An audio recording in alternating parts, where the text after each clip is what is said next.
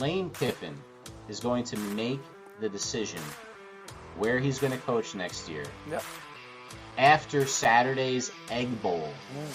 The Egg Bowl, in case you didn't know, is the annual game between Ole Miss and Mississippi State. Coach Kiffin and I had many pointed and positive conversations regarding his future at Ole Miss, including meeting today with Chancellor Boyce. This is the athletic director of Ole Miss, Keith Carter. While we discuss next steps, we know we cannot lose sight of what is most important, our 6th-ranked team that is poised to finish the regular season in historic fashion. Despite the outside noise, Coach Kiffin is focused on preparing our team for the Egg Bowl, and together we want to ensure that our players and coaches can concentrate fully on next Friday's game. Obviously, there's been a lot of commotion all year, even before Brian Kelly was fired. Kiffin's daughter's dating someone on LSU, one of the linebackers. We got the whole thing going where Kiffin, this is kind of a dream job opening. LSU is one of the big gets if you're a college coach. Kiffin's been known to travel. Errol, why don't you start us off on the Lane Kiffin merry-go-round here? You could book it. I think that's where he's heading, and there's a lot of reason why. First of all, he's a great recruiter. Now you're going to LSU. It's only going to draw more people to come and play for you. And Lane Kiffin has been wanting to go to a top SEC team, and now he has a chance to go to one of the biggest and one of the baddest. And going back to going to LSU and bringing home a championship is just like going back and bringing a championship home to Alabama or Florida. I think this is a slam dunk. After Saturday's game, he's going to announce he's going to LSU. You can book it, and I know Jared is so excited about it, and I think any LSU fan would be excited for this. I think besides Franklin, he was the best coach available in free agency. Well, he's not a free agent because he's still over there with Ole Miss, but he's a free agent as far as I'm concerned, and he's going to be taking his hiney to LSU. $90 million contract implies something in the range of more than what Ryan Day got last offseason. He got a 7-year extension after they won the national championship. I don't think it has anything to do with money. It's championships. $90 million. Kirby Smart's getting a little more, I think $125 million over the course of that span. So it's going to be tough for him to pass up that kind of offer. I don't think they rumored a Florida offer yet. I don't think Florida would pay that much in order to do it. Goody was talking about it last week. LSU will pony up for that kind of thing.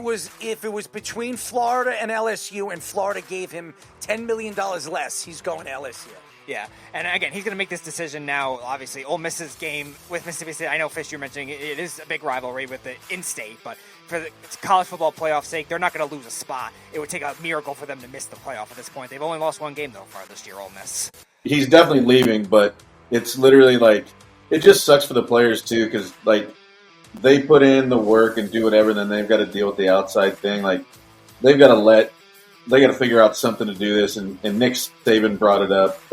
They got to figure out a better way to do this during the year, because we've seen some coaches where they wanted them to finish the season. We've seen some where they haven't wanted them, and they didn't finish it. But it's unfair to these kids to have to deal with this nonsense during the season. Like, have like a period of where you can either talk to them, not talk to them, and then where it doesn't affect what goes on during the year. So that for me is kind of a crappy situation, but obviously he's going to take the money and go to LSU. With the best Ole Miss team they've had, too. This is a really good defensive team in addition to their offense. And he recruited all those players, right. And all those players are going to go, the players that he wants are going to go to the portal and go to LSU. So I absolutely believe, and he's going to LSU to win championships.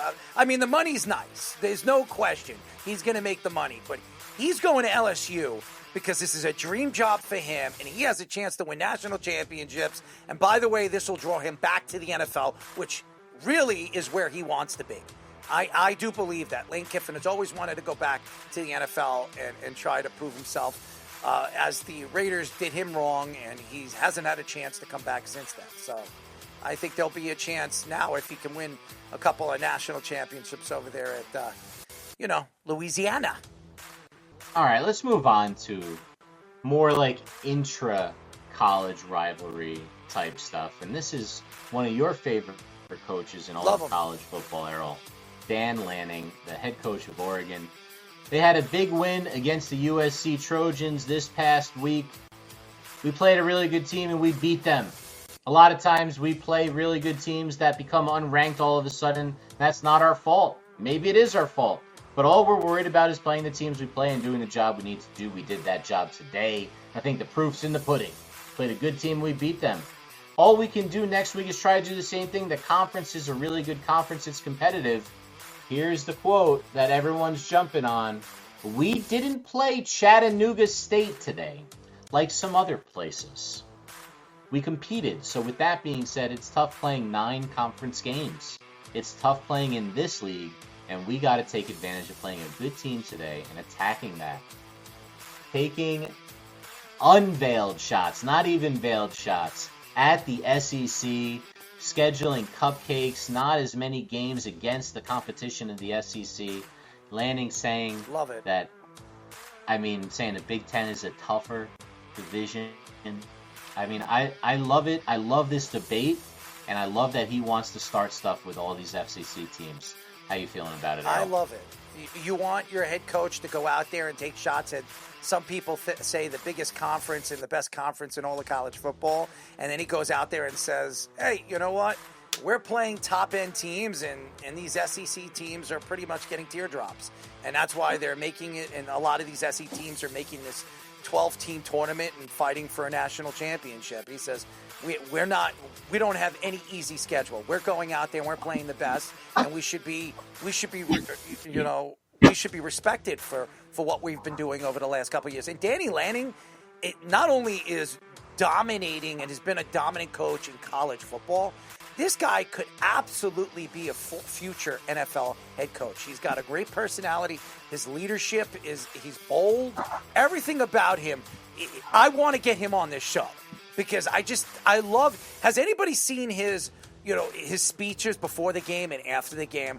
He gets you feeling like you're a part of the team, a part of the accomplishments the team has made throughout the year. I love Danny Lanning. I think he's the best coach right now in college football. Yeah, it's kind of an in-between divide because you look at somebody that just moved conferences from the Pac-12 to the Big Ten, and obviously, yes, the Big Ten generally has a more balanced schedule overall than the SEC. Now, their powerhouses are going to have cupcake schedules too. Ohio State always has a few of them. Michigan always has a few of them. The Western Michigans, the Eastern Michigans that they'll play every year. So it's not all completely a vibe. And I think the SEC's done better at scheduling some non-conference games at the beginning of the year. Even some that he played in. His first game as a head coach at Oregon, he got smoked by Georgia, and they've played Auburn a few times too. So I think it's gotten better. I don't think he's wrong to an extent. It's just kind of weird for the coach coming from the Pac-12 saying with the Big Ten too when they've had their share. Why is it weird? Because he's a Pac-12 coach. The Pac-12 is different because they didn't schedule it based on... Is he wrong? Is he lying? I didn't say he was lying. I think he... So why is it weird?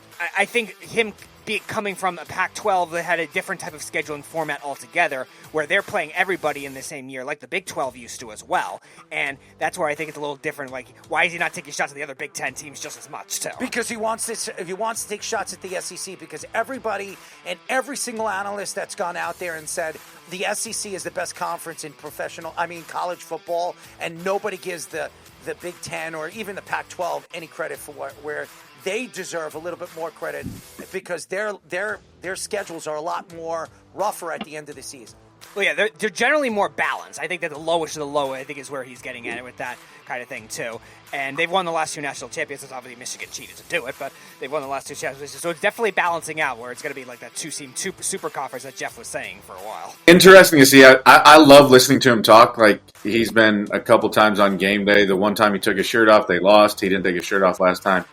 But the way he speaks is great, and in the way, like, the mindset of his team and all that. And I love the little chirping and the little kicking at conference, even though you just moved conferences. Obviously, I was a Big 12 guy. Obviously now Nebraska's Big 10. So, but anybody now, that can poke the bear, supposedly, that SEC, because as we all know, we have SEC friends, and they never let it go. It's the best conference ever, and blah blah blah. Sometimes, so it's nice to see him fire off and get some juices flowing on that end for sure.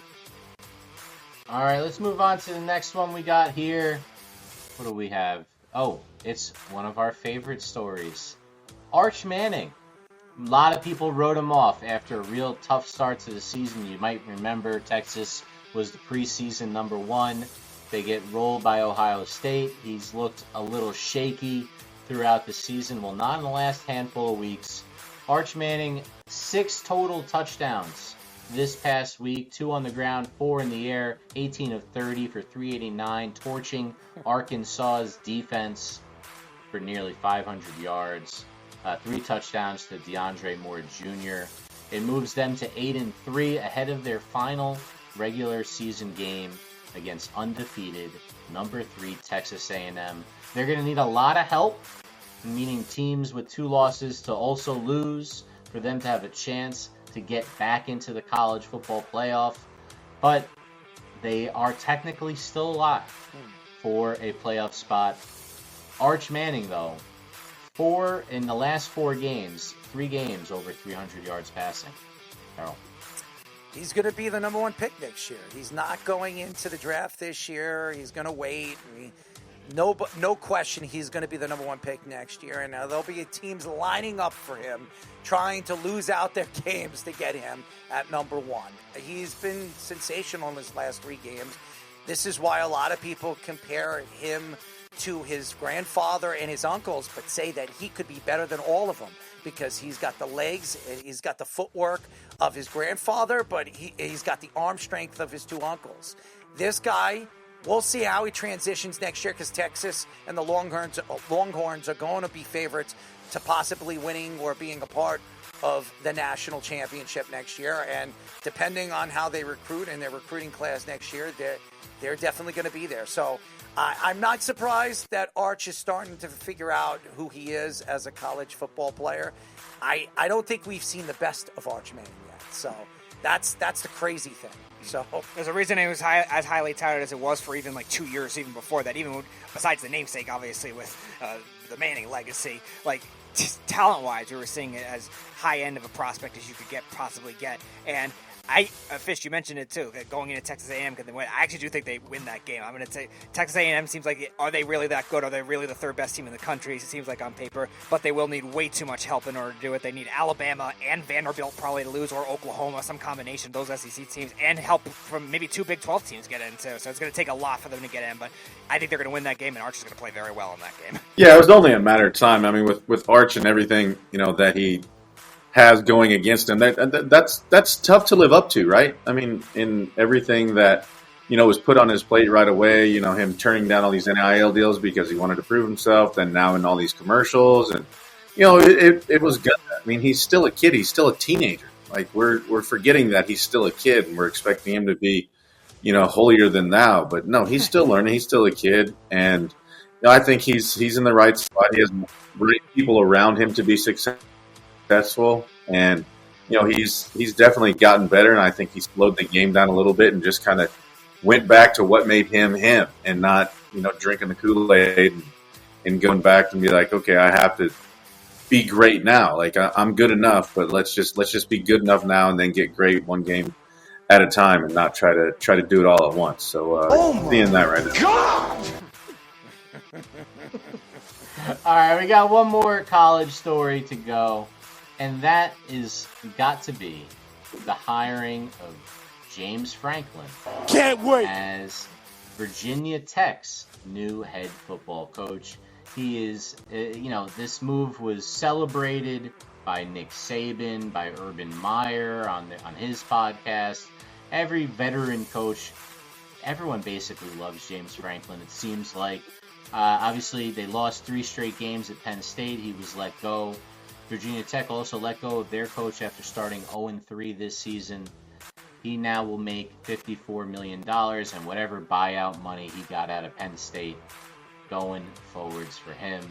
And he's already on the recruiting trail. They showed him already with a bunch of top 40 prospects for next year going to the Tech Hokies. Errol. You guys know how I've been rooting for James Franklin when everybody was throwing him away. All the Penn State fans were throwing him away. He's garbage. He's this. The guy knows how to recruit. I think Virginia Tech has a slam dunk over there.